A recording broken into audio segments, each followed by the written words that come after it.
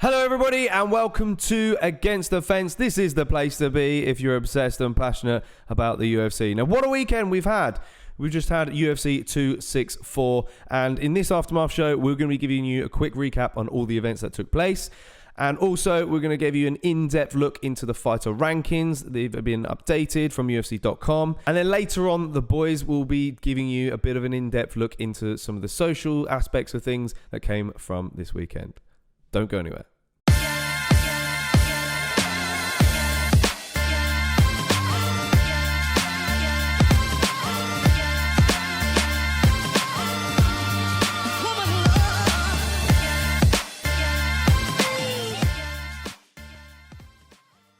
So first up, we had Sean O'Malley defeating Chris Moutinho, round number 3 via TKO. And then straight after that, we had Irene Aldana defeating Yana Kunitskaya, round number 1 TKO also. Then after that, we had Tai Tuivasa defeating Greg Hardy in round number 1. And that was just 1 minute and 7 seconds in. And this is our reaction to it. If it happens, I'll obviously shout. But Greg Hardy in his press conference is... big rights from Tai Tuivasa. He's had a little beef with someone that's in the crowd. He just got a stanky leg. With the TKO! Yes! How quick was that? I told you it would be sparks. I told you it would be sparks. Let's all do a shoey! No. Let's do a shoey! No.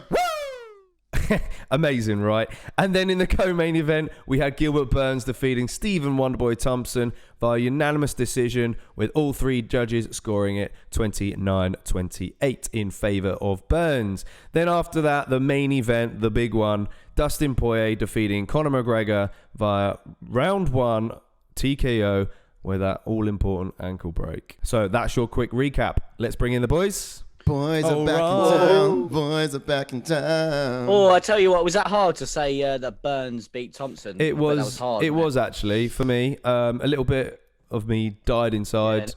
A little bit sore. Yeah, I didn't really like doing that. I was tempted to get you to say it for me, to be honest. Yeah. Well, I don't. I'll say it for you. I can't. Because I know who I picked. I kind of can't speak either because. Yeah, you did. Yeah, all right. Okay. Okay, so let's get into all things 264 then, and let's break it down, some of the things that happened, and let's take a look at those fighter rankings card. But I must say, boys, some of the picks that I've got for up and coming, amazing. I'm not going to lie. We've got some good future fights lined up. And it's just my predictions. You know, we'll see. Okay. Rumor has it, the boys down at the UFC, when they sort of do their fight matchmaking, tune into ATF to get their... They call me up, actually, personally. Call you up personally? They call me up. They said, email, yeah? Yeah, they said, JK, what do you reckon we should do? Oh, just tell them straight, mate. I said, this is the fight you need to do. Here's the thing. That's it, George and Khabib. It's just I predict these things. Me being at home, taking all of his calls, it's a bloody nightmare. Yeah. So, sorry, Jordan, you got another one. Can you please hold? All right, so go on then. Shove us in a prediction for O'Malley then. Well, I mean, let's take a look at O'Malley's performance first. You know, he kicked. Yeah, that's true. He was on the back foot throughout the fight. Yep. And but his movement and his precision was just phenomenal. You know, fighting backwards, was just so good. He's so good at that, and he landed some hard shots on Moutinho, who just showed a lot of heart. You know, there's nothing to take away Moutinho. He's impressed a lot of people here. He has, yeah. And he prevented O'Malley from getting that highlight reel knockout, which we really thought he was going to get. Indeed, yeah. Dill made a really bloody fight. One that, of course, got himself a fight bonus. Absolutely. Which is life-changing for someone like Chris Moutinho, thinking about it. Yeah. Oh, of course, because he just stopped his job before a couple of weeks before this fight. Yeah. Stepped in. I can't remember what he was doing, but he did say he didn't want to do his job no more. But that's like you said, 75k bonus, bosh. Yeah, they've done amazing things for. When you get the call, when you get the call from UFC, that's it, mate. I mean, you drop everything. You drop it. You drop everything. You do. I tell you what, though, like you said, O'Malley had his performance was good. Moutinho's heart was decent, but me personally, I did kind of see O'Malley tire rounds 1 and 2. I'm not sure if you boys, well, obviously, when we were live for the event, I did kind of see O'Malley tire a little bit because he was desperately trying to get him out of there, wasn't he? Yeah, you did mention it the other night, to be honest. You said you felt that you've seen instances where he took massive deep breaths in between rounds and things like that. Yeah. So yeah, maybe. I mean, he was throwing finishers, and he was also trying to get the highlight reel. You can tell. And when you throw and your opponent doesn't, I mean, he was piecing them up throughout, no doubt. But when your opponent doesn't stay down or go down after the back end to of be those, fair, Martinez was fighting back though. That's what impressed me. Yeah. Kept coming. Everyone was arguing with the stoppage as well, but they obviously there were big shots. Yeah. They were, but he was taking them, was throwing back. Do you think it was a little bit early or 30 seconds left? But there were big shots. But yeah, I don't know. It was probably a smart thing to do. Toss up in it. I think a lot of people would probably feel that Martinho wasn't exactly going to get himself back into the fight anyway. In the post-fight press conference, it was Dana White who said he personally felt that the fight could have ended like in the second round, and not going to the third. It could have ended any time before that because he was seeing no success, and with 30 seconds left, nothing really was going to happen either. True. Yeah. Well, I mean, neither of these guys are ranked, but we made some kind of predictions. Should we bring up the rankings anyway? Let's have a quick look. Go on. All right. So, the question is for O'Malley, is he ready for a top 15 guy? I guess we can talk about that until the cows come home. So I've got one person I've picked out particularly is Rafael dos Anjos. Now, he's on 3 straight losses at the moment. You know, he's meant to fight Kyler Phillips later in the month, but kind of suffered a bicep injury. So could that be an option maybe? Yeah, I'll tell you what. Could definitely be with Sanso's sort of pressure and jiu-jitsu abilities. You never know. He could drag O'Malley into deep waters, which we kind of want to see, if you know what I mean, to see if people can test O'Malley's wrestling, test his jiu-jitsu. Yeah. I mean, this is it. I mean, he's one thing we were talking about last week with some of the fighter interviews we had. So Duncan did pitch in. He did say, of course, that we don't really often see Sean O'Malley in trouble. We haven't really seen him in trouble like other fighters in the octagon. And someone who does takedowns, that's when you will start seeing him in trouble. So, he's a star boy. They want to protect him.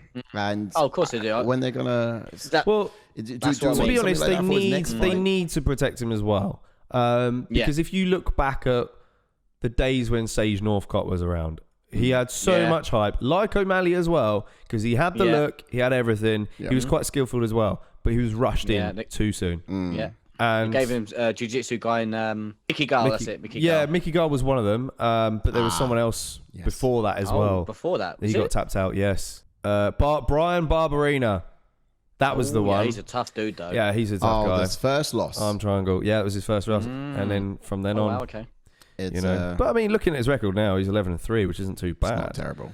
That's the thing. As we mentioned in the watch along when we were breaking the fight down, O'Malley, doesn't need that, but like to test him, you need someone who's going to put the pressure on, like Martinho did. Yep. But he was putting the pressure on standing. You need someone that's going to put the pressure on, maybe mixing a takedown, mixing this, mixing that, put him up against the fence, make him work. Yeah. Then we will see what O'Malley's like. Yeah. He may prove us all wrong. He may prove us all wrong. Yeah, I think Rafael Sanso is somebody who's on his way down, who's capable of doing those things. Yeah, of course he is.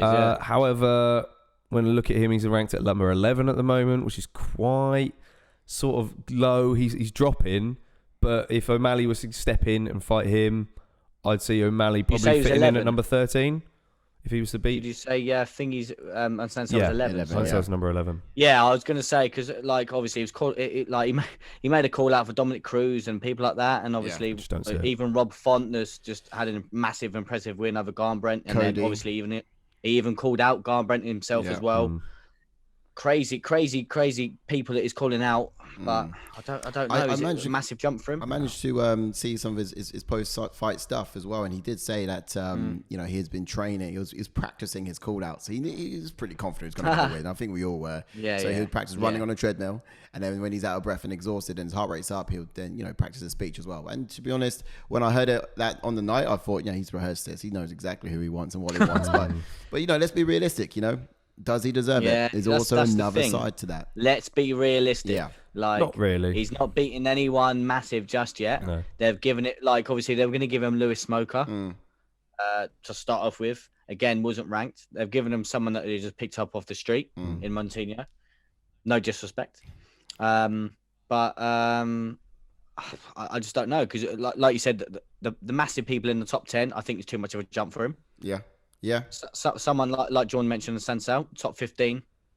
Definitely worth a matchup. Yeah, it was initially matched up with who is it now? It was Smolka. Smolka, yeah, of course. So why wasn't that eventually materialize? They could go back on that idea. They could still do that, and then step into the top 15, and then let's really get them going. Yeah, Smolka's been around for quite some time as well. This is now where we're going to see if they protect O'Malley, because he's how many fights has he won in a row now? Won two fights in a row now, beating Almeida. Who's Almeida's tough, as tough as they come. He's 2-fight win streak. Now we're going to see if they're going to protect him, because he's called out them types of people. So let's see if they protect him or not. I think they need to. I mean, the other one that I've got on here on the list is still an intriguing one. Would be the winner of Song Yadong versus Casey Kenny at UFC 265. Which is happening beginning of August. I'll tell you what, Casey Kenny would be an awful matchup for him. Test him. Both guys looking to break into the top 15 as well. So they're on that sort of level. Yeah, I agree with that. But I think Song Yadong, I don't want to say it, but like a kind of good matchup for O'Malley, because he's someone that will stand there and he's just got power. Okay. If you know what I mean. Yeah. Like I think O'Malley's got as we mentioned as well, got a decent fight IQ. He will keep the distance, throw them leg kicks, and I think he will just pick Song Yadong apart. I think. Okay. Well, let's give him it. Yeah. Let's see if Song Yadong can get past Casey Kenny, then that's what I mean. But I think Casey Kenny will mix it up. He's got good wrestling, good jiu-jitsu, or run it back with Marlon Vera. Yeah, maybe could. That's still out there, and I think we've mentioned it before. I'm excited to see what's happening for this Chris guy. He steps onto the scene, right? Out of nowhere. Yeah, we don't know who he is, where he come from. Cotton Eye Joe, all that sort of stuff. A lot of people. Yeah. Well, in my notes, I've got Thomas Almeida, who's on 4 straight losses. Yeah, and that was actually mentioned. Which actually, I dug out. Sean O'Malley himself tweeted Almeida, Chris Montinho, not long ago. Good fight. Yeah, I think that would be a good fight for both guys. Both guys got incredible heart. But then my other pick for Moutinho would be Johnny Eduardo, who's on 2 straight losses, and last one was against Nathaniel Wood. So that geezer. But the guy needs to get his visa issues sorted, so maybe he could be the one. You think now that Moutinho's showed the UFC that he's got incredible heart and that he can fight the organisation, now you give him an opponent that he matches up well with. Yeah. And I think that's it. Maybe either I'm of those. excited to see what happens with him. To be honest, I really am. Obviously, he come in a no one, coming in a nobody, and now he's showing everyone what he's about. Yeah. Okay, so the next up we've got Irene Aldana on the cards. She's ranked at number 4. And she looked very strong in that fight against Yana Kushkaya. And a weight advantage had a massive impact. It was pretty much clear as day.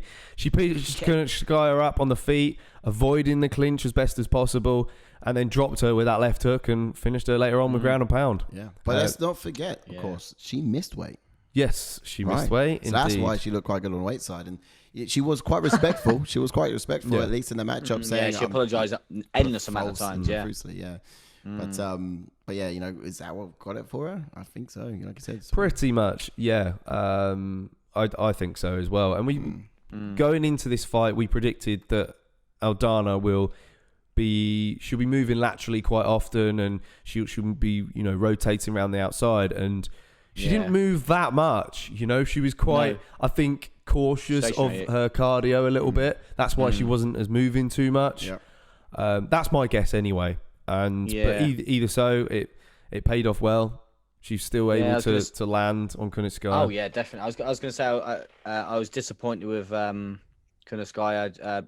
Entry levels to the clinch was just too poor. Trying to grab her from distance. Yeah, really? Come on now, you're an experienced martial artist. Come on. Yeah, you said it in the watch along as well, didn't you? You're like, hold on. I was like, just from the other side of the octagon, just trying to grab. Like, come on. And Aldana is a difficult person. You got to mix it up. Get over here. Yeah, that's true as well. But like the entries, you got to mix it up to get in there first, and crazy.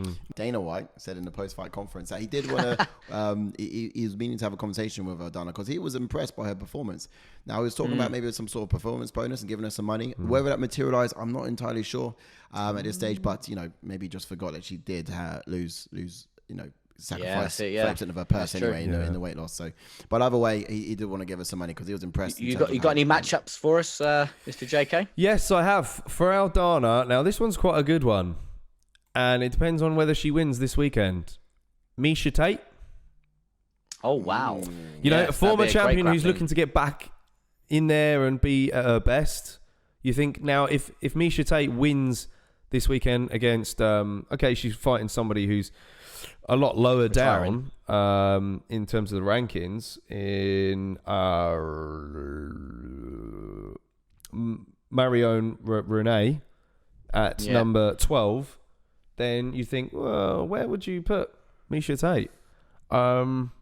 That's true. Got to be top 10. There's not a lot there for Aldana, to be honest, other than that. No, because you mentioned something about Holly Holm as well, didn't you? Yeah, well, she's already fought. They have already fought. Yeah, will they run that back? I know she's certainly looking good. And she's on. I mean, she's at the highest she can go at the moment. Until is everyone else above her queued up? Aspen Ladd would be a good fight for her, but Aspen Ladd is currently booked against Macy Chiazon in at number 9. So there is a bit of a gap there. We'll be seeing that later this month, I believe. Yeah, and I think in hindsight, for Aldana, I think Miesha Tate would be a good fight to take. Oh yeah, you know, it's a name. It's a former champion. Yeah. Yes, Miesha Tate's coming in and she's fighting the girl at number 12, which would slot her in around there on the rankings. Yeah. But I think for Aldana, it's a good fight to take. Yeah, regardless of rankings. True. It's an exciting fight as well. Of course, the winner of Aspen Ladd and Jason. Yeah, take the winner. Yeah, maybe. Yeah, it's a shout. Yeah, that could look quite good. Or obviously, as I said earlier, to run it back with Holly Holm, you just never know. At least that way, she'll be able to climb up the rankings, of course, with that bout. Yeah, that's it. Yeah, to the and then the other option as well. I've got another option in there for Aldana. Would be Jermaine Durandame. Oh, that'd be a shout. Yeah, yeah, because you guaranteed next in line for the title if you beat her. I was just about to say, yeah, Durandame's got to be up there, isn't she? And it would be another high level striking chess match. In that women's, Durandame would piece her up. Yeah, me too. I mean, it's difficult because if Aldana gets her weight down, I'm sure she probably will next time. Oh yeah, she's going to come in a lot quicker as well, and I think her quickness could be a problem for Durandame. But Durandame is, you know, she's very precise herself. You know, she had Nunes in all worlds of different trouble. Yeah, in their fight. So exactly, yeah. You would favour Durandame, but you know, if you're a betting man, yeah. And then let's move on to Kunitskaya. Then in at number 6. So she has dropped down one. Mm-hmm. She dropped down one. Oh, okay. But for her, and I think this is a banging one, would be Sarah McMahon if she loses to Vieira. Oh, it's an interesting one because obviously Kunitskaya likes to clinch, as I mentioned a second ago. McMahon's a good wrestler. Mm-hmm. Yeah, she'd be forced to strike with McMahon. Because of the grappling abilities, you'd think so. Yes, exactly, yeah. And she's got a reach advantage. She'll have the reach advantage there. I'd imagine so, yeah. You know, Sarah McMahon is she's kind of small in sort of respects, isn't she? Yeah. And they both, Kunitskaya's got a win over Vera as well. So yeah. It's just sort of like the narrative. Both Kunitskaya and Aldana have fought Vera. Yeah. And to be honest, everyone around Kunitskaya, she's kind of already fought before. She's already fought Aspen Ladd. She's already fought Kenton Vera. She's already beaten Pena. Lena Landsberg. Okay then, boys. So then let's move on to the middle fight of the night. Of the main card. We had Tai Tuivasa defeating Greg Hardy, and he made quick work of Greg Hardy as well by drawing him into a brawl. And we kind of said that, really, didn't we? Yeah. We thought Hardy would kind of stick to a more outside sort of game plan and look to pick Tuivasa apart, but he got drawn in and got caught, and that was it. Yeah, that's it. When we were breaking the fight down, we expected Hardy to throw his vicious leg kicks on Tai Tuivasa, keep at range. Obviously, you don't want to brawl with someone like Tai Tuivasa. No. He did catch him with that big, I think it was a big right hand that wobbled Tai Tuivasa, and literally, for some reason, just went guns blazing. Like, come on, this is heavyweight. Yeah. You don't do that. Yeah. You don't go guns blazing in a heavyweight. Tai Tuivasa just stood his ground through bombs. Yes. I mean, that moment as well, you played the reaction just a moment ago in the show. And the first reaction was the moment Hardy wobbled to Ivasa. Yeah, that's it. We were like, oh, he done the stanky leg, and I thought, yeah, I'm gonna get another pick right. And I thought, yes, I switched the right time. But it was false security for Greg Hardy. He walked onto something, tied to Ivasa. Yeah, he threw did. two right back, That's and it slept him in the end. But no, it was absolutely insane, and it was great to see, especially when you just get like wobbling on both sides of the fists. It's like, that's it. It's entertainment. That absolutely. But for Taito Ivasa now, that's 3 straight. 3 straight wins in a row now. Yeah, it's good. Yeah. So we're off to the races with Taito Ivasa. For him. I know, and I've got 3 different picks now. What about Walt Harris? Oh, Walt Harris. What about Walt Harris? I think it's a bit too easy. He lost his last 2 fights, hasn't he? Walt Harris, or last 3? Oh, and he'll also throw down as well. Yeah, but does that make sense for Walt Harris to walk in? I mean, where's Walt Harris sitting now? He's just come out of top 12. He just come out of top 10. Before his last fight, he was in the top 10, so he's now exited that. Yeah. And where are we seeing to Ivasa now? This is what I'm saying. I'm baffled how Taito Ivasa's not going to be top 15. I know he's not beaten someone that's. I think he was at one point. I think he was in top 15 at one point. So. Oh yeah, I'm baffled how he's not after 3 wins, at least 15th or 14th. 3 straight wins. I'm kind of. I'm put him in against someone who's top 15. Yeah, hey. But I think Walt Harris in that one will definitely try and wrestle with Taito Ivasa. It's a kind of bad matchup for Taito Ivasa, because I mentioned again in the watch along that Taito Ivasa reminds me a little bit of Mark Hunt. Yes, just a brawler, and obviously you put him up against someone that's going to wrestle with him. You never know. Obviously, each fight starts standing, but it's a kink in the armor. I mean, but then Walt Harris just likes to bang at the moment. And I think that's it's a fight that would be fun for the fans as well. You almost guarantee the finish. Yeah. So that's a good pick, solid pick though. I do like that. I'm with that. Yeah. At first I thought it'll be too easy for Tuivasa, but actually come to think about it, it would cause problems, and I'm surprised Tuivasa is not in the top 15. I really am. I know, even as of yet. But then I've got another pick in there. So Alexei Oleinik. He just sort of slipped out of the rankings. That will be hard. Oh, yeah. That's going to be wrestling all day long. You think so? I'll tell you what. That's a good matchup, because obviously he's coming off a loss, isn't he? Yeah. To Spivak. Yep. Spivak. If the worry was that Walt Harris will be wrestling with Tuivasa, Oleinik definitely will be. Yeah. 100%. Yeah. That's it. I mean, But I'll tell you what, it'd be a good fight though. It'd be a good experience for Taito Ivasa to sort of grapple with someone, and if he can get off them grappling exchanges and land his power shots. Yeah, because I mean, Oleinik has fallen on a little bit of hard times lately as well. He has, yeah. So, slipping down there, it'd be a great fight for Taito Ivasa to get back in there. He's not young. Yeah. Late 30s. How old is he now? 50? Oh, I don't know. He's not far off, probably, surely. But my third pick then for I don't think you need to go on, mate. You've said 2 solid picks. No, mate, it gets even better. Go on. Gets even better. Gets even better. Someone else who's not ranked. Tanner Boza, just for OSP. Oh. Horrible fight. Well, he's not ranked. He's not ranked at heavyweight. That'd be a dog fight, I tell you. I've got better. I tell you what, that's a great fight. They ramp up, mate. Because it's a horrible fight for Tuivasa as well, especially with Boza's movement.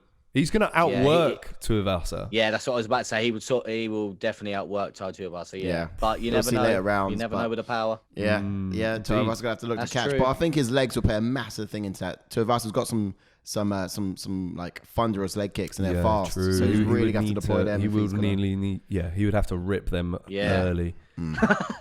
I'll tell you what, it's good, isn't it? 3 solid picks, and I actually don't know. It's gonna get better. I don't actually know what one I'd rather see. Take them all. Mate, pick one now. If you have to pick one out of those 3. Boza. For excitement, I'd probably go for Tanner Boza. Really? Tanner Boza likes to, because he would like to, like you said, he would try and piece up Taito Ivasa, but he wouldn't shy away from the brawl. He will mix it up. That's what he will mix it up a little bit, but I'd rather it than Walt Harris, because I know Walt Harris will mix in the takedown, and obviously I know it'll still be a good fight, and obviously Anik will definitely grapple, but it'd be an interesting. All 3 would be interesting. Yeah. Walt Harris, Tanner Boza. I'll set on Tanner Boza. Let's watch that back. That'll be fire. Okay. Because that will stay standing. Yeah. All right, that's fair. As a fan, it would stay standing. What happens for Greg then? Well, for Greg Hardy, I've got some good ones as well, guys. To Bellator! You asked me earlier, Ash, about this one, and I said I wasn't going to tell you just yet. But for Greg Hardy, up next, Justin Taffer. Oh, Oh, I tell you what. I tell you what. Justin Tubb is just like Ty exactly practically his twin. So if you, wow. I mean, also on a 2-fight losing streak as well, and only has 7 pro fights. So stylistically, that actually matches up well for Greg Hardy. Yeah, yes, it's a similar yeah. opponent, but you're going to learn from the first time, right? But that's what I mean. Obviously, I saw Greg Hardy's tweet. He said that obviously it was a rookie mistake, him jumping in. I'll tell you what, if he were to do what we predicted, stay at his distance, throw his heavy leg kicks, he's got a good reach. I'll tell you, he could probably pick Taffer apart. I'll tell you. And I think Taffer is a lot bigger than Tuivasa as well. I think he's going to be a lot slower, I think he right? is, yeah. So... Yeah, to be fair, Tai Tuivasa looked in good shape, to be honest. Yeah, he did. He looks better in shape than he did in the previous one. Yeah, shocked me. But yeah, that great matchup. Cool, you're picking out all of them today. I tell you, it's just yeah. I'm in the groove today. I tell you what, that's a great fight. It would be good. It would be, and for someone like Greg Hardy, I mean, he would be able to show that he's actually getting better. He needs to. Exactly. It's a fight that he could do. This is the point now. Definitely. He needs to start turning the tides a bit. He really does. Yeah, He's had too many losses. His next fight's going to be so important for him, and this is a chance for him to get back, almost get that win, but also confirm to himself that he can beat Bam Bam should he run that back as well. Yeah, and then I've got another one in. Solid I've got another one as well, actually. Oh, stop Greg Hardy. Stop it. Would be that Harry Hunsucker, who did lose the two of us back in March. Oh, yeah, he lost it to Tuivasa. Yeah, and he did come in as a late replacement as well. Yeah, that's true. You know, and he's been on Contender Series. Another good fight as well. Yeah, so. He likes to throw down as well. So it's another fight that Hardy could sort of, again, he needs that fight just to get him back to winning ways. And I think them two are solid picks for him to sort of do that. He could, if he stuck to his guns, stick to his game plan, I reckon he could pick both of them guys apart. But you just never know because they've both got knockout power. Yeah. What was the biggest mistake then you reckon Greg made in that last fight? Was it jumping in too soon? Do you think he didn't stick to his strategy? Yeah. I mean, is there anything else he could have? Because he was doing all right. He otherwise. was doing. Yeah, that's what I mean. He was like his last loss against Tabora, Marcin Tabora. He was doing okay. He was doing all right, keeping the fight at distance, throwing leg kicks. And I think he just obviously, as most of us will probably do, you see someone wobbled and you go all guns blazing. But that comes with obviously fight experience, fight IQ. And like you said, Sai, earlier, he just needs to knuckle down now and get a win. So let's move on then to our co-main event winner. And it's sad. It pains me to say it. You know, Gilbert Burns surprised us with the ability to take Wonderboy down. Yes. It was 1-1 going into that third round, and he was lucky to execute the double leg to secure the last round. Notice how I'm smiling. To be fair, when Wonderboy dropped him with that spinning wheel kick, Oof. that was it. I thought that was it. I was like, here we go. We're off to the races. Yeah. We're off to the races. That looked good. That did look really good. We're off to the races. Yeah. Now it was a great fight, and some people might say a bit boring because a lot of it was taken down, and a lot of people want to see Wonderboy in his feet. We haven't seen him in so long, so we do want him to see him back at his best, which is bouncing around in and out of guard on his feet, piecing up his opposition, like the Luque fight, Vincent Luque. To see that again. So certainly it was a bit disappointing to see a lot of it's been taken down the mat. But even Burns said himself in a post-fight conference that it's just really it was tricky. It's tricky. It was a strategy that he had to deploy. He doesn't know any man who's taken down Wonderboy the way he's done 3 times for like the last 8 years. Yeah. So he's really putting a feather in his own cap. I mean, absolutely. Sometimes you have to do that to get the W. Yeah. Sometimes you have to sort of have that game plan, like Jordan mentioned as well on the watch along. The Woodley fight. Woodley had to do that. Like, I know it was slow, it was boring, there was not many strikes thrown, but you sometimes have to have that sort of game plan against an experienced, explosive, decent striker like Wonderboy. Absolutely, yeah, no, it's just true. And I'd say that fight was a lot more entertaining than the Woodley fight. Oh, yeah, very 5 rounds. But, you know, sure enough, I think even though it was really close, and it was close going into that third round, I think if it's 5 rounds, though. Burns fought Wonderboy, I think, better than what Woodley did. Right, come on, then. Give us your picks. For Gilbert Burns, I think it's pretty obvious. We can pretty whiz straight through this. We did go through this quite extensively on the watch along anyway, because we had a bit of a build up for the Conor and Dustin fight. So Jorge Masvidal, he did call him out. Yeah, it's a winnable fight, though, I think, for Gilbert Burns. Yeah. Knowing that he's sort of 1 or 2 fights away from getting back at the sort of title contention spots. It would be a no-brainer for him to to go for that fight. Yeah, because everyone in and around them two are matched up. And obviously, a Leon Edwards would be a fool to take a fight at this moment in time because he's on such a tear. It's got to be Masvidal. Yeah. And for Masvidal, is it? I mean, he wants the money fights, the big fights, really, doesn't he? Yeah. And but he slipped off now. So he has. But is it smart for him? Doesn't he want to get a couple more wins before he goes up against again another really top end contender? That's a good point. You know, it's a great point. Yeah. Or he's going to think greedy and go, I just fought the champion and I lost. I got knocked out. I could probably fight the number 2 guy now. If I beat him, I want Leon Edwards. If I beat him now, I just basically take his spot. It's a big risk. But it is a big risk, I know. And he does look like a betting man to me. So, yeah, I like that. I like that. The odds of that happening. No, absolutely. Yes. But, I mean, throw a spanner into the works. If Nick Diaz fights Robbie Lawler and wins, whenever that fight happens. Yeah, but exactly. That's what I mean. A big name like that. You BMF could have belt back Masvidal on. versus Nick Diaz. Oh. Yes, BMF. that could be an option as well. BMF belt will be back in contention, crazy. wouldn't it? Yeah. I wouldn't be surprised. But hey ho. But then we move on for another pick, which we mentioned the other night as well, would be the winner of Chiesa versus Luque. Yep. Yeah. No brainer. They're the only two options, to be honest. Yeah. I think if Chiesa beats Luque, I think that'd be an interesting fight against Burns. I think Chiesa's going to be very awkward on the ground. He's very tall as well. Yeah, very tall. And he could cause Burns some problems, but I also see Burns dropping him. But that's the thing. I think in Chiesa's last couple of fights, he does put so much pressure on his opponents. He does. And I mean so much pressure. He will run forward at you, and obviously, like you said, he could get caught.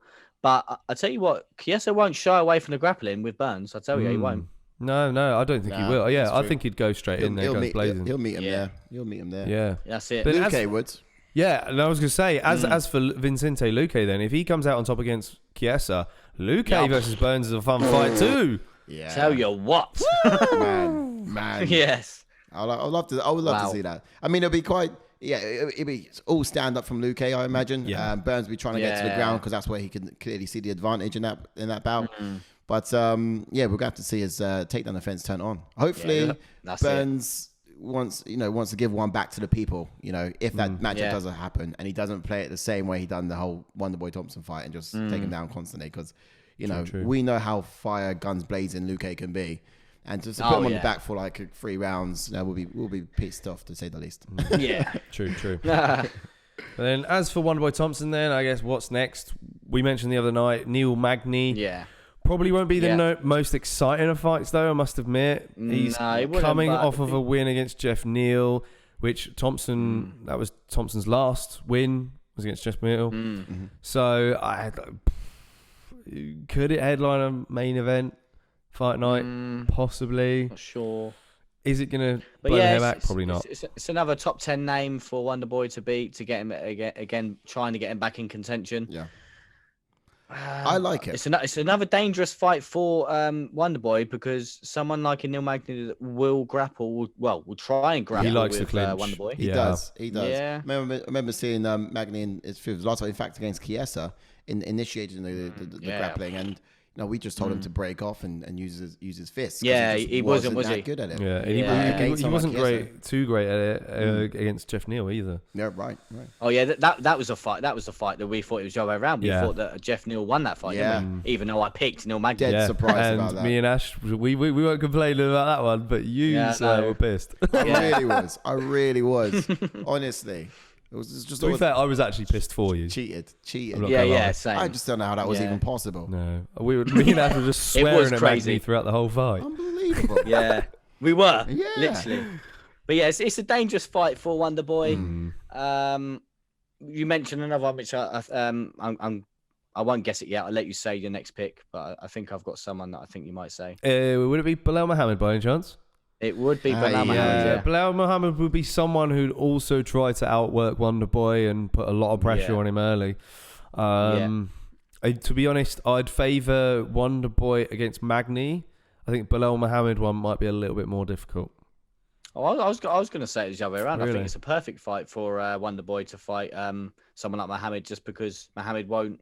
Well, he might mix in the takedown, but it's not going to be as hard as if Neil Magny went for a takedown just purely because Neil Manley's a bit awkward, if you know what I mean. Yeah, it's true. Yeah, he does have But some height I think as well. Belal Muhammad will try and stand up. He will put the pressure on, and he won't stop coming forward. But I think it's a fight where Wonderboy could piece him up. Yeah, you could be right. I mean, I can also see Belal Muhammad really finding a hard time at, getting into the distance with Wonderboy. Yeah, that's true. Yeah, that's what But I mean. having said that, Gilbert Burns, if you now look at that fight and you do tape on that, you might be able to find your ways of getting in. That's true. I think Gilbert Burns has far more ability in that sort of department than Belal Muhammad would in terms of getting in and passing guards, because he's an expert at takedowns and grappling, and someone like Belal Muhammad does prefer his fists in his hands. But I mean, not to shoot back, but out of the two of them, I like Magny. I like to see him fight Magny, because I feel he can stuff the takedowns, and we'll at least be able to see Wonderboy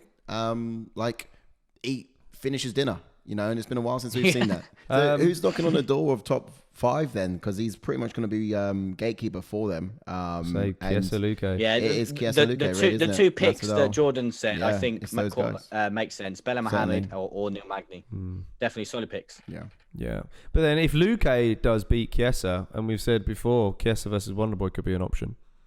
Yeah, it could be. That's true. Main event time. Yeah, true. Let's get into the main event picks then. I mean, it's pretty self-explanatory a little bit, but it is very, we've Dustin Poirier picking up the win again against Conor McGregor. Now, he managed to deal with the onslaught of Conor's kicks early on, and he done a good job at kind of checking a few as well. The 1-2 combination down the middle, which forced Conor to initiate the clinch, that was quite surprising, after Conor came out in the press conference beforehand and said, first one to initiate takedown is a bitch. But still, had to leave that one in there. But, nonetheless, Dustin Poirier survived the guillotine attempt from Conor and kind of pour it on him. Why he went for that, I'll never know, against the high-level jiu-jitsu guy like Dustin. I don't know. We say we sorry, had not high level, but like... He's black belt. That's it. Thank you. Yeah. It's not high level black belt, but he's a black belt. Yeah. But that's what I mean. He's been in there and done it. So we've had conversations, and I think it came down to the desperation mode for Conor. Yeah. I think he probably knew his ankle was damaged to some extent, and which is why he tried to go for it, really. But it is what it is. Yeah. And I guess for Poirier then, what's next for him? We would like to see the Charles Oliveira rematch. That's pretty self-explanatory, really. Let's be honest. Yeah. He's kind of, I think, accepted the thought of fighting Oliveira through social media. Yeah. However, I part of me reckons he might be open to the fourth fight. Dana said about it in the press conference. Yeah. He said it's not over.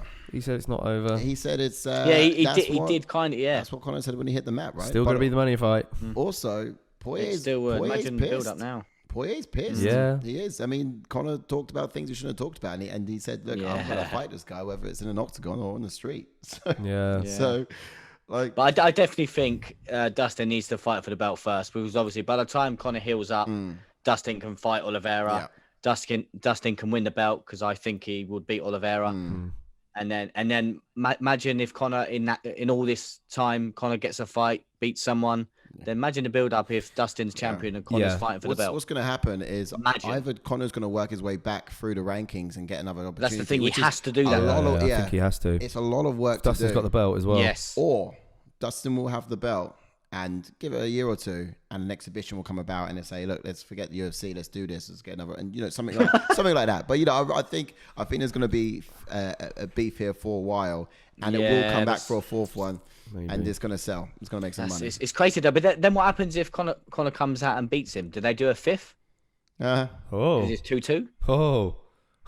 Conor gets to You would win. be right. I mean, it depends on Let me do it. how... It's going to be Conor Dustin 54. Yeah. I mean, I guess you do have to move on from it. I definitely think you kind of got to move on from it now. Give it a year or two, because Conor's going to have to recover. It's going to take him a while to recover. He's going to have to fight someone.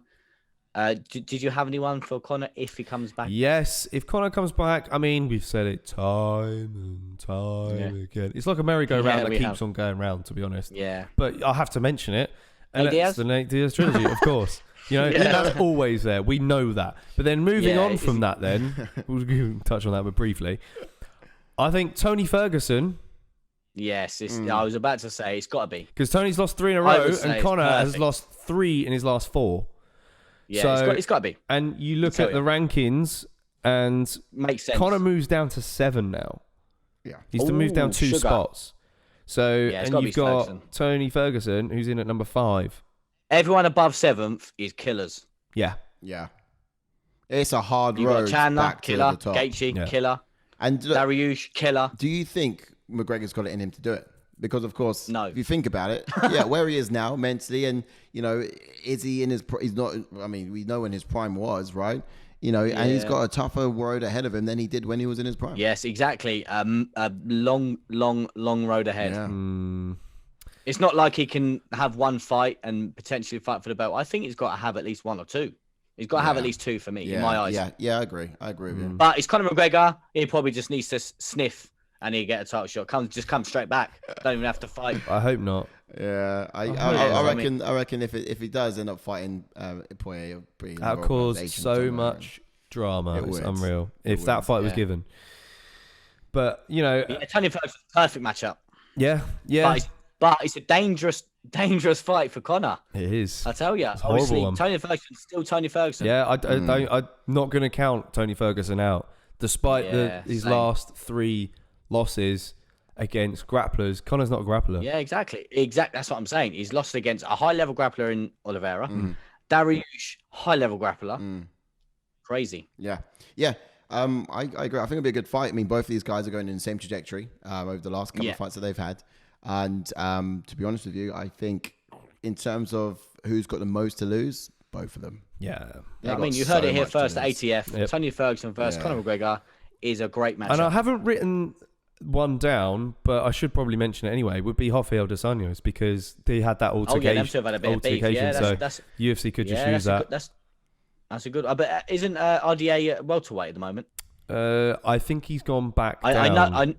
I know he can obviously fight lightweight, but that's a good fight that could potentially happen because them two have had a lot of beef. We never got to see that fight either, did we? So that's it. Could be one. Yeah, there's definitely a lot which the UFC can use to promote it for sure. Oh yeah, of course, yeah. Oh yeah, definitely. Yeah. But they need. That's what I mean. That fight promotional wise would sort of suit the UFC because they could use a lot of footage of their first matchup previously, the trash talk there, then the weigh-ins sort of trash talk and things like that. Yeah, definitely. But I mean, but then again, you look at that star-wise, who's got some great leg kicks as well? Another bad matchup for Conor McGregor. Who's got some great leg kicks as well? Ferguson is known for his leg kicks. RDA is going to knock his other leg off. Fucking RDA. Oh, RDA. Yeah. He's got some heavy leg kicks. Give him Jose Aldo. I know Aldo's obviously got knocked out by him, but crazy. Okay, 100%. Then. So, boys, that's pretty much concludes our, look at the rankings sort of side of things. Let's move on to you guys then in your social segments. Over to socials. What have you got for us? Come and join us. Let's go. Okay. Thanks for that, Jordan. Cheers, mate. First up in the social segment this evening. So first of all, we've got Jon Anik's pink suit. So if you guys have been tuning over to UFC 264 on the weekend, you would have seen Jon Anik arrive in this pink, just fresh, pimping suit. Man, I loved it. Do you feel the vibe of that, Ash? Mate, don't. It was nice. Yeah. I'll tell you what. Yeah, I mean, as everyone come back to fill the T-Mobile Arena for UFC 264, Buffer wasn't the only one rocking the expensive threads on the weekend. But did you notice anything else about him? Yeah, it was the detail on the suit was insane. Inside was lined with the reaction pictures of Joe Rogan and DC. Oh yeah. Tell you what. Nah, man. So that was fresh. That was fresh. I like that. Buffer has competition without a doubt. Oh, he definitely does. Imagine. How do you think? How much do you reckon something like that sort of clobber would cost, eh? Well, imagine how much it's worth now. After wearing it, yeah. Especially with that sort of tailoring inside. Yeah, of course. Crazy. Something. Right, so up next on the socials, we've got Ali, Frankie's manager, tweeting about OMalley versus Frankie Edgar. So we've got Frankie's manager was quick to tweet out about O'Malley wanting a top 10, and he called everyone out apart from Frankie Edgar.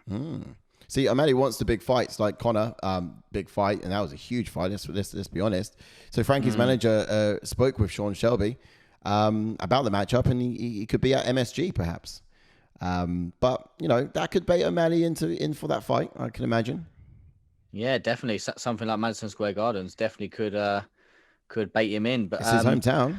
So yeah, that's what I'm saying. Obviously, arena. just previously, we did sort of mention a couple of names for O'Malley. There's a lot of exciting fights that we did mention a minute ago, but someone like Frankie Edgar will definitely test O'Malley's wrestling. This is it. I mean, the guy is a stud. He is star boy, and we was talking about that, wasn't we? But I mean, look, exercise.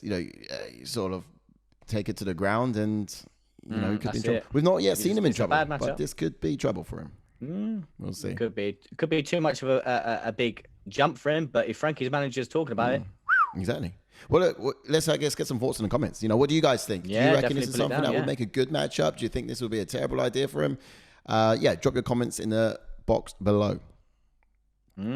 Now, next up, Khabib was quick to pitch in his comments to say that divine intervention prevented Conor from winning this fight on the weekend. Now, of course, we know how religious Khabib is, and there's no surprise to anyone about the muddy wells that sort of dig deep between McGregor and Khabib himself. But, maybe it's just Conor McGregor's ability to smack talk and just sell his fight so well. But either way, Khabib's certain that it was divine intervention that stopped him from getting a W on the weekend when he had fought. I mean, what do you think, Ash? Yeah, I don't know. It's certainly ironic how, talking of the leg kicks, lost him the second fight and then giving him his third loss as well. Yeah, think about it. So it was because he was taking the leg kicks in the second, right? That's what I mean. And now giving him in the third. Crazy. Either way, they lost in the fight. It's ironic, isn't it? It is. It's crazy. It is. And, it was also ironic about that, thinking about it, is in a pre-fight conference, he said to, he was saying to Poirier that, you'll be leaving on a stretcher. Never guess who exactly. did. And then Bosch. Karma's a thing. It's crazy. Karma's a thing, right? It is. It really, really is. Moving on to our next bit on the socials. We had a tweet from Derek Brunson predicts that Conor McGregor will move to 145 in his next outing. Yes. Me personally, I don't see it. As obviously, looking at McGregor at 145, the weight cut's gonna definitely affect him too much. Yeah. Obviously, coming back from injury as well. What do you think, Si? No, it's a good point. It's a really good point. He did seem a bit. Yeah, I mean, Brunson did certainly seem confident about it in his tweet when he would say it. Didn't he did. Yeah. But it could make sense. We've had some conversations with some other fighters earlier in the week. Last week, in fact, when they were saying things like, I think it was Dustin actually, or one of our fan cams, he was saying something like, Conor McGregor's power doesn't transcend, it hasn't transcended, of course, since his step into lightweight. So for a step down to that particular weight class, I think he could find his power back. He could be sparking people out just like he used to before. Yeah, it's a very great point. Yeah, but again, as I mentioned a minute ago, with the picks, I don't think it's over at 155 just yet for Conor. Yeah. Plus, he needs to be, quite light on his. He needs to sort of get his foot injured still. That's true. He's still got to recover, from his foot injury in order first as well. So it's going to be a while, and only time will tell, I can imagine. Oh, definitely. Yeah, like you mentioned about being lighter on his feet. Obviously, Conor at 145, he's bouncing around on his feet again. Yeah. We just got to see how much he can recover. Obviously, I mentioned at the top of this, the weight cut could be an issue. Just don't know. We'd love to see it still. We'd love to see it. Oh yeah, of course. I'd love to see the Conor of old at 145. To be honest. Exactly. Don't worry, Derek. We heard you. So let's. If of course you're right, then we'll be the first to point that you called it first. Yeah. Now, I guess up next, Conor tweets, right? And I guess it wouldn't be an aftermath show if we didn't follow the tweets of the most controversial fighters there in the octagon. And he tweets to say that you need people like me, and it was quickly backed up by Ronda Rousey to say some really kind things too. But Conor has star power. There's no denying that. Every story needs a hero and it needs its villains. And no doubt he fulfilled the villain role in this little matchup perfectly, which made it sell so much and be so entertaining for so many.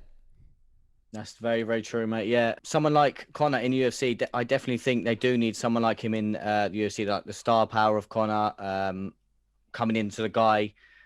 But has it come to an end? Do you think the star power of Conor has come to an end? That's a good point. Yeah, I mean, all good things must come to an end, right? But it's a really good question. Yeah, that's it. I did say a moment ago, Ronda Rousey, of course, she tweeted in awe, and she said, I'm amazed that as soon as you hit the ground, you were already promoting the next fight. I definitely I definitely wouldn't have done it or had the mind to do that myself, she says. Then she goes on to say that the other fighters in the UFC and the media are lucky to have you. So, yeah, a bit of motivation there, and, she's still influencing many, even in his loss. Yeah, words of encouragement is what Conor needs right now. I feel like he would do anything to end on a high note. That's very true. He definitely needs to end on a high note. Yeah, I mean, the guy's got so much money, hasn't he? And it's almost like what left is there. But I guess he doesn't have to do this anymore. But can you leave the way he's looking at the moment? Right. That's true. But on the other hand, arch rival Khabib doubts Conor McGregor will return to the elite, saying this guy's finished. I did hear about that. Yes, of course. Not only was he saying about divine intervention stepping in, but of course the fact that the good days of Conor are behind him. Yeah, but we just don't know, do we? We just don't know. We'll have to see. When will we see him next fight in the top 5? That's what I mean. I don't know if and when, but a question only time can tell. Indeedio. Mm-hmm. But look, that's it. Let's get your comments down below, guys, please. If you feel like there's anything that we said that you want to add a little bit more color to, this is ultimately the space to come to after every main event to get just look up all of your information on social medias, all the comments, all that sort of stuff. You can find it all here in one place, one-stop shop if you like.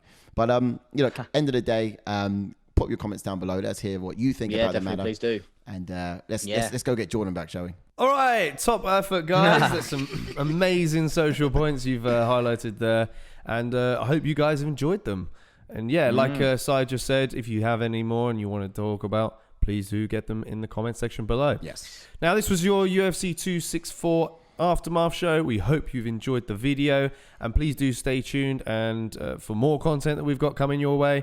If you haven't done so already, hit that subscribe button and do smash a like on the video because this is going to help us get up. Yes. So if you want to stay tuned for our, see how we progress, please do join us this weekend for UFC Fight Night, Makhachev versus Moises. Yes. That'll be this Saturday, and we'll be live from 3 a.m. BST. 3 a.m. It's an early one for us. It's another Sunday morning. Yeah.